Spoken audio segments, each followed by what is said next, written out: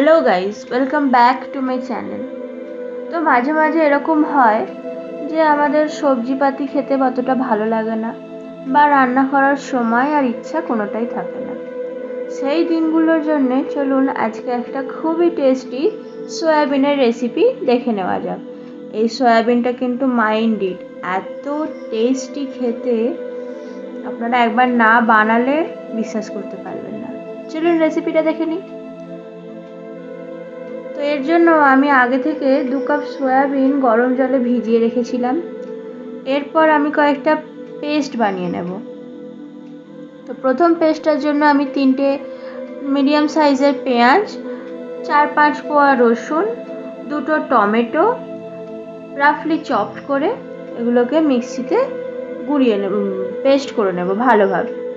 আমার কাছে আদার পেস্ট আগে থেকেই বানানো ছিল, তাই আমি আর আদাটা পেস্ট করিনি। তো আপনারা এর সাথে একটু আদাও পেস্ট করে নেবেন। এই যে দেখতেই পাচ্ছেন, এটা হলো প্রথম মশলা। দ্বিতীয় মশলার জন্য 2 চামচ মতো পোস্ত আর 10টা কাজু বাদাম আমরা মিক্সিতে দিয়ে মিহি করে পেস্ট বানিয়ে নেব আর একটা। আর 3 নম্বর মশলার জন্য একটা বাটির মধ্যে 3 চামচ মতো টক দই, তার মধ্যে একটু জিরে গুঁড়ো, ধনে গুঁড়ো, লঙ্কা গুঁড়ো, হলুদ গুঁড়ো দিয়ে ভালোভাবে মিশিয়ে নেব। আচ্ছা, এখানে একটা টিপস দিই, ফ্রিজ থেকে বার করে সরাসরি কখনো টক দই তরকারির মধ্যে দিয়ে দেবেন না। এতে কি হয়, টক দইটা কেটে যাওয়ার সম্ভাবনা থাকে। তাই এইভাবে একটা বাটির মধ্যে মশলা দিয়ে সেটাকে একটু খানিকক্ষণ রেখে দেবেন, আর ভালোভাবে ফেটিয়ে নেওয়ার পরেই কিন্তু কড়াই দেবেন। তাহলে কিন্তু আপনার গ্রেভিটা বেশ ক্রিমি হবে। তো এই 3 রকম পেস্ট আমাদের তৈরি হয়ে গেছে। এবার চলুন গ্যাস জ্বালা যাক।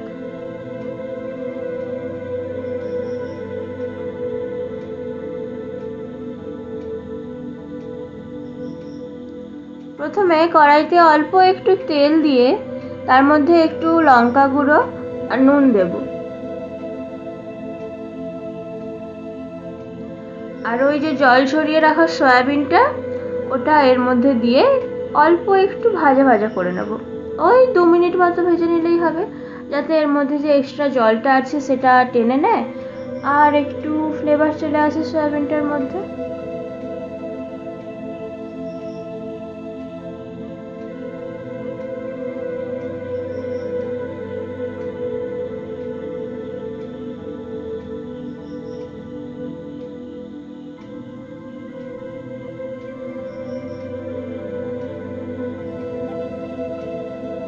আপনাদের কার কার সয়াবিন খেতে খুব ভালো লাগে আমাকে কমেন্টে কিন্তু অবশ্যই জানাবেন। আমার কিন্তু নিরামিষ দিনে সয়াবিন খেতে বেশ ভালো লাগে। এরপর ওটাকে নামিয়ে রেখে কড়াইতে আরেকটু তেল দিয়ে তার মধ্যে শুকনো লঙ্কা, 2টো তেজপাতা, গোটা জিরে আর একটুখানি হিং ফোড়ন দিয়েছি আমি। হিংটা অপশনাল, আপনারা না চাইলে না দিতে পারেন। তো এরপর ফোড়ন দিয়ে আমি ওই যে মশলাগুলো ওগুলো এক এক করে কষিয়ে নেব।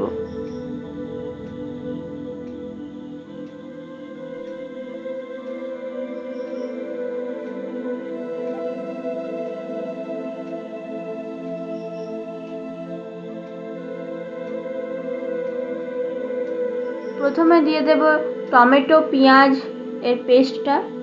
এটা দিয়ে বেশ খানিকক্ষণ একটু কষাতে হবে।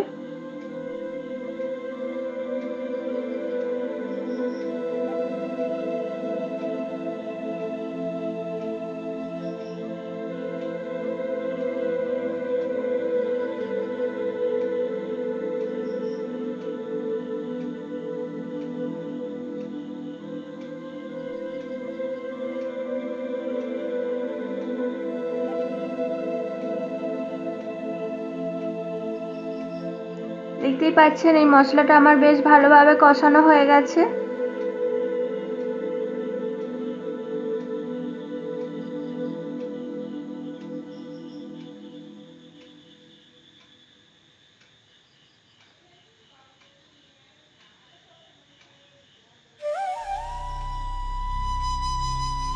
মশলাটা কিন্তু একটু ভালোভাবে কষিয়ে নেবেন, তাহলে কিন্তু রান্নার টেস্ট খুব ভালো হবে।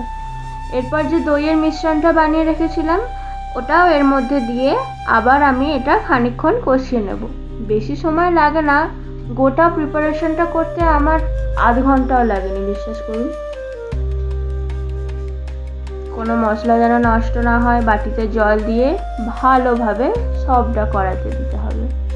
এরপর ততক্ষণ পর্যন্ত এটাকে আমি কষাবো যতক্ষণ না মশলা থেকে তেল বেরিয়ে আসছে। এই পর্যায়ে অল্প নুন দিলে অসুবিধা নেই।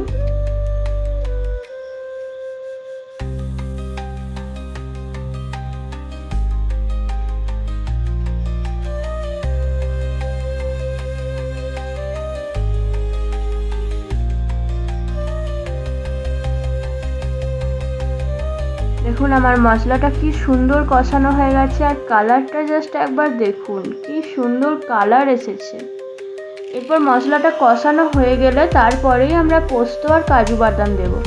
কষানোর আগে থেকে পোস্তটা দেওয়ার দরকার নেই, কারণ পোস্ত কিন্তু কড়ার নিচে ধরে যাবে আর কালো হয়ে যাবে। সেই কারণে কাজু বাদাম আর পোস্তটা মশলাটা ভালোভাবে কষানো হওয়ার পরেই দেব। এরপর এটাকে একটু মিশিয়ে নেব, দিয়ে একটু ফুটতে দেব। এটা আর কষানোর দরকার নেই, যেহেতু পোস্ত। রান্না আমাদের প্রায় কমপ্লিট। এরপর যে সয়াবিনটা ছিল যেটা আমরা ভেজে রেখেছিলাম সেটা এর মধ্যে দিয়ে নেব, দিয়ে একটু নাড়িয়ে চাড়িয়ে নেব।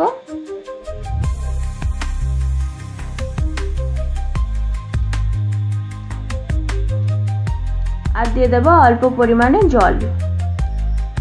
যতটা গ্রেভি আপনাদের পছন্দ ততটাই দিতে পারেন। এটা আপনারা ভাত দিয়েও খেতে পারেন, রুটি দিয়েও খেতে পারেন, তবে পরোটা দিয়ে কিন্তু এটার টেস্টটা একদম লাজবাব হবে। আমাদের রান্না অলমোস্ট ফিনিশ। এবার একটুখানি ঢাকা দিয়ে রেখে দেব 5 থেকে 10 মিনিট মতো, যেহেতু সিদ্ধ হওয়ার তো কিছু নেই। তো ব্যাস, ঢাকা দিয়ে দিলেই কমপ্লিট আমাদের টেস্টি মজাদার সয়াবিনের তরকারি, যেটা আমরা আধ ঘন্টার মধ্যেই বানিয়ে ফেলেছি। আপনারা যদি গেস্টকে এটা সার্ভ করেন, কেউ বিশ্বাসই করবে না যে সয়াবিন এরকম খেতে হতে পারে। চলুন এবার এটা গরম ভাতের সাথে সার্ভ করা যাক। আমার চ্যানেলটি ভালো লাগলে অবশ্যই লাইক আর সাবস্ক্রাইব করে দেবেন, যাতে এরকম সহজ সহজ রেসিপি আরও আনতে পারি। ও হ্যাঁ, শেষে আমি একটুখানি কসৌরি মেথি দিয়েছিলাম, আমার কাছে ছিল বলে দিয়েছি। আপনারা ধনেপাতা দিতে পারেন, না থাকলে নাও দিতে পারেন, অসুবিধা কিছু নেই, তবে টেস্টটা একটু বেড়ে যায় কসৌরি মেথি দিলে বা ধনেপাতা দিলে। চলুন এটাকে গরম ভাতের সাথে সার্ভ করা যাক এবার।